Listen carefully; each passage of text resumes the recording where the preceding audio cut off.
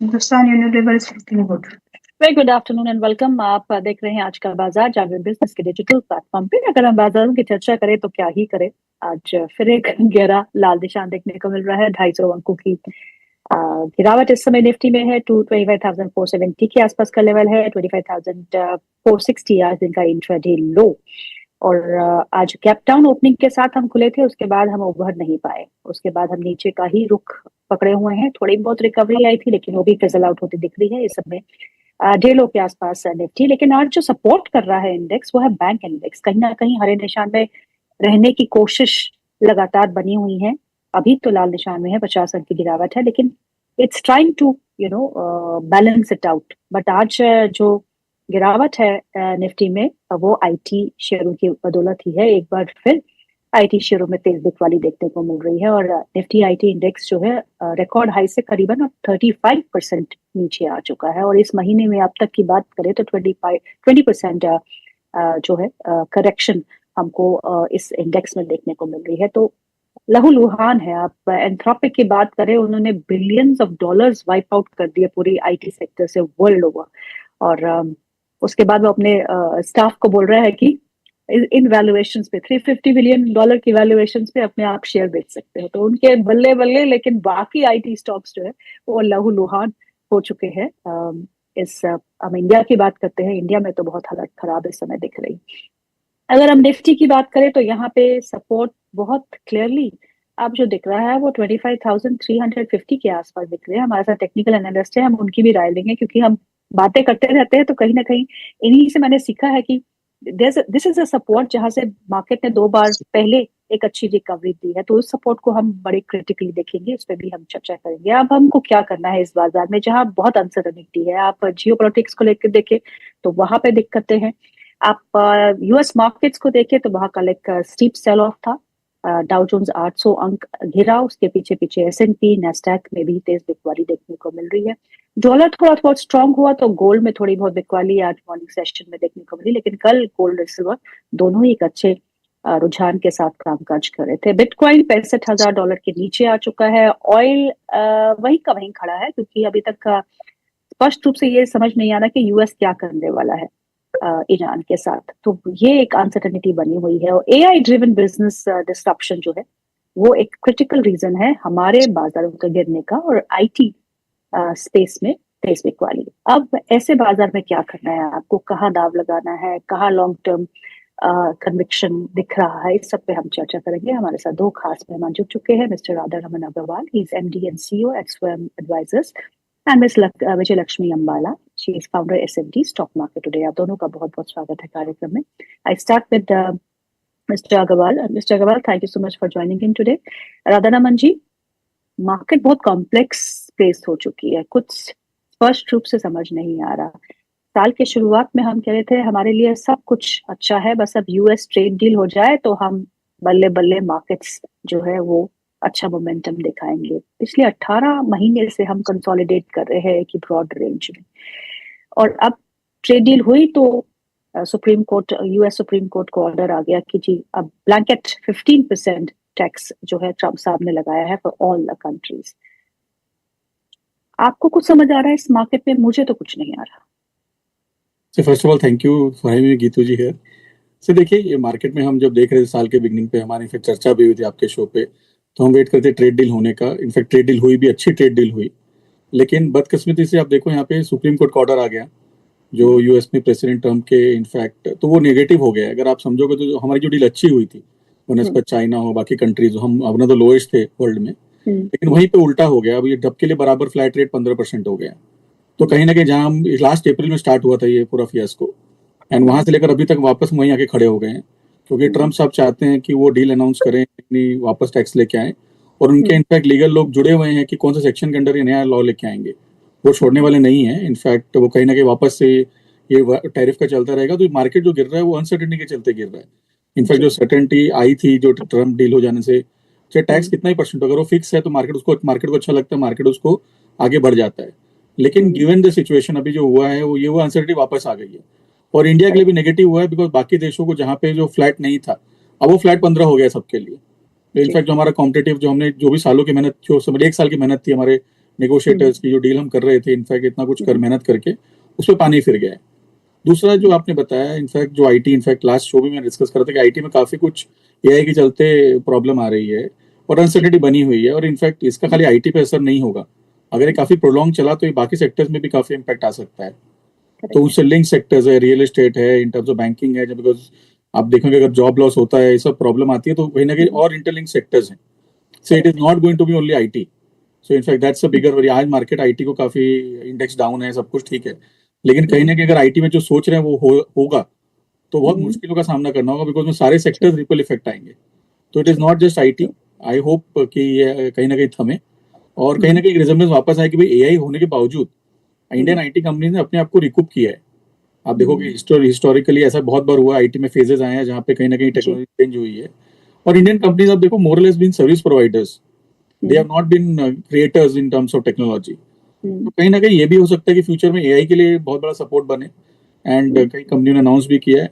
तो इस तरीके से आप देखो कि मार्केट में अनसर्टेनिटी पूरी बनी हुई है, और जब तक वो क्लैरिटी दो चीजों पे नहीं आती है कि एआई पे क्या आगे बढ़ रहा है और ट्रम्प आपका टैरिफ कहाँ पे आके रुकता है, ये दो चीजों के ऊपर मार्केट टिका है। और आप जो बोल रहे थे अनसर्टेनिटी बिल्कुल बनी है, और इन दोनों का भी जवाब किसी के पास नहीं है, वो एक रियलिटी है इन terms of what is happening.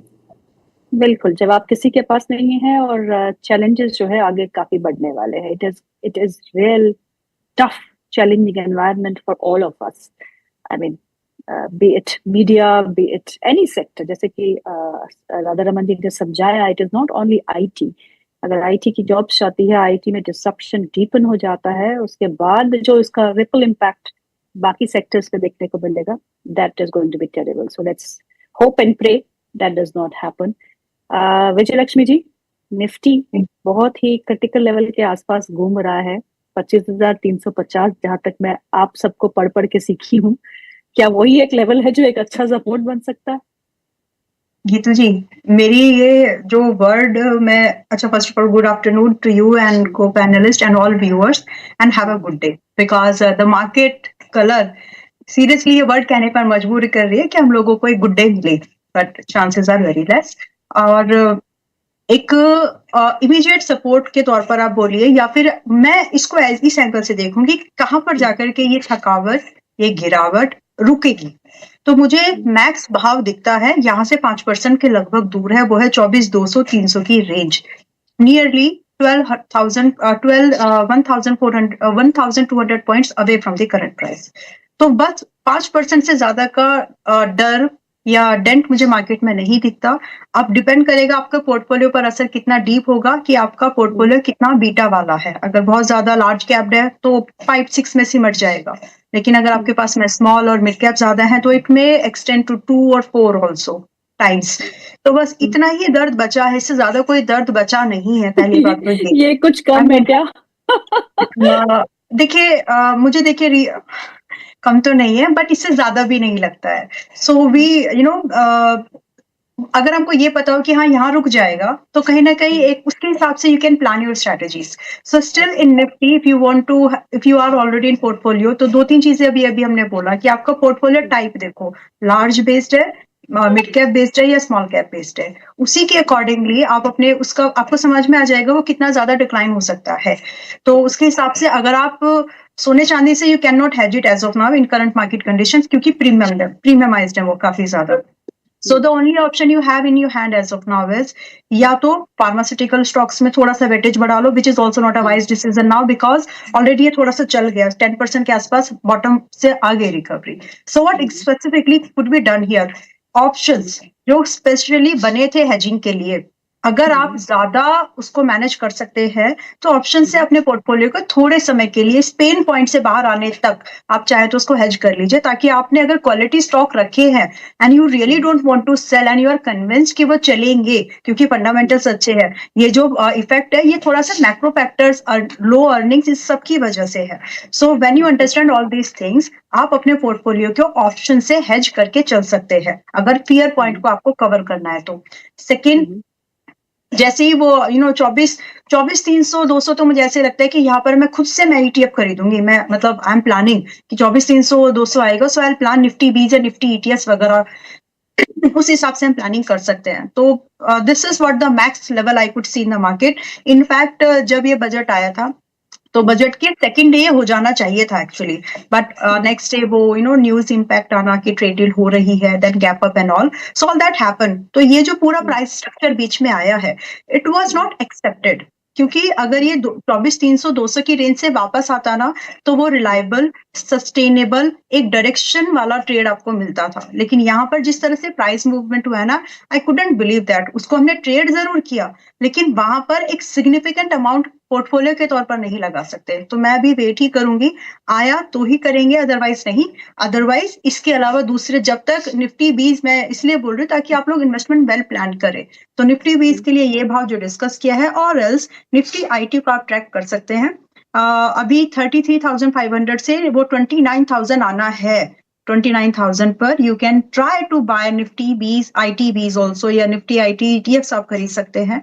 तो स्ट्रेटेजिकली जहां पर सबसे ज्यादा डेंट हो, देखिए सेक्टर रोटेशन, एक पूरा इंडस्ट्री का रोटेशन समय समय पर आता है, तो और हमेशा पैसा वहां ज्यादा बनता है जहां पर सबसे ज्यादा अनसर्टिनिटी हो, सबसे ज्यादा पेन हो, और वहां पर अगर आप चीजों को उस देखें कि क्या वहां पर रिवाइवल के चांसेस हैं। अंधा रिस्क नहीं लेना है, बट क्या रिवाइवल के चांसेस हैं, अगर वो लगे तो वहां पर अगर आपने पैसा लगाया, तो बाय द टाइम लोग ब्रेकआउट्स एंड ऑल ढूंढेंगे, आप कहीं हद तक उतने रिटर्न पे होंगे जो निफ्टी इंडेक्स जो है साल भर में जनरली देता है। So my idea is this, I am observing certain sectors जहां पे ज्यादा पेन लगेगा, उन पे देखेंगे कि कुछ रिवाइवल स्टोरी बनेगी या नहीं। राधारमन सर, एक सेक्टर जो अभी भी होल्ड कर रहा है and it is holding on well, नतीजे भी बहुत अच्छे आए थे, वो है banking and financial services space. आप बैंक्स को आज भी देखेंगे तो 52 वीक हाई की लिस्ट में मेजॉरिटी ऑफ द बैंक्स है और पीएसयू बैंक्स है।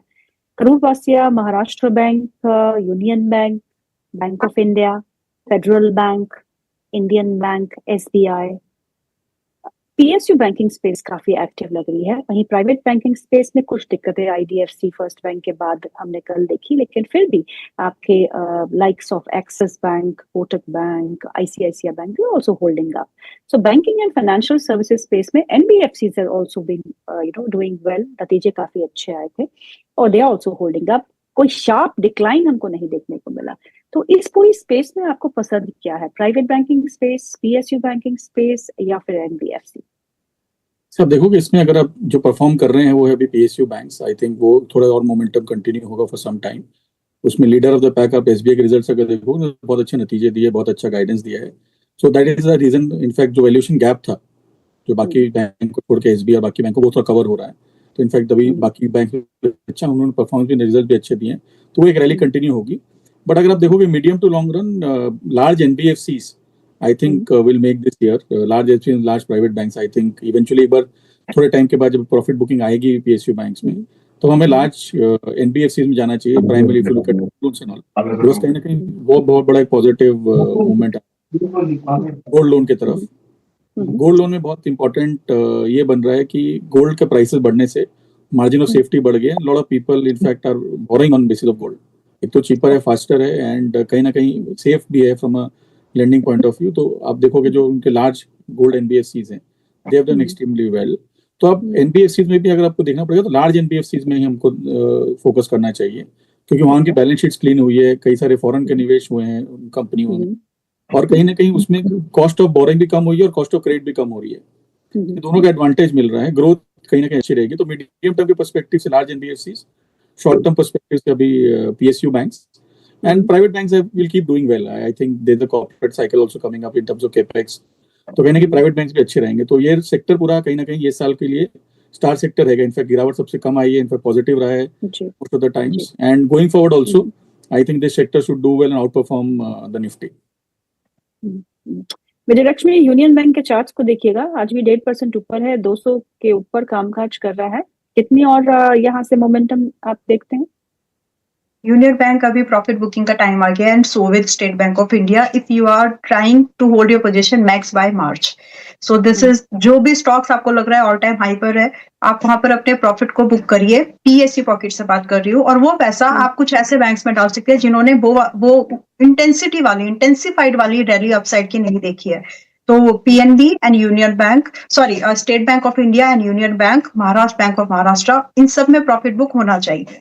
और मेरे हिसाब से तो बाकी अगर आपको पोजीशनिंग फ्रेश पीएसयू में बैंक्स में डालना ही है, सो स्टिल सेंट्रल बैंक तो पिछली बार जब हम लोग जुड़े थे तो 40 रुपए का मैंने फर्स्ट टारगेट दिया था, बट आज वो 40 रुपए का टारगेट हो गया, बट स्टिल जो मूवमेंट बाकी बैंक्स में हुआ उसमें होना बाकी है। सो पीएनबी और सेंट्रल बैंक, इन दो बैंक्स में यही पैसा पीएसयू का चाहे तो शिफ्ट कर सकते हैं। बेस कैपिटल को कोई और अपॉर्चुनिटी में चाहे तो यूज करिए, जो प्रॉफिट आया आई मीन टू से, but base capital which you have induced in this PSU bank, जो आप यहाँ से खाली करने वाले प्लान कर रहे हैं, वो आप सेंट्रल बैंक एंड पीएनबी में लगा सकते हैं। बाकी state Bank of India, union bank, ये सब अभी महंगे हो गए हैं, सो वो रिस्क लेने की मेरी सलाह अब यहाँ पर नहीं है, और ना ही फ्रेश बाय तो बिल्कुल नहीं करना है। और this is the time to book profit, actually overbought हो गए हैं, आज नहीं तो कल अब ये थोड़े से हल्के होंगे ही। Nifty IT index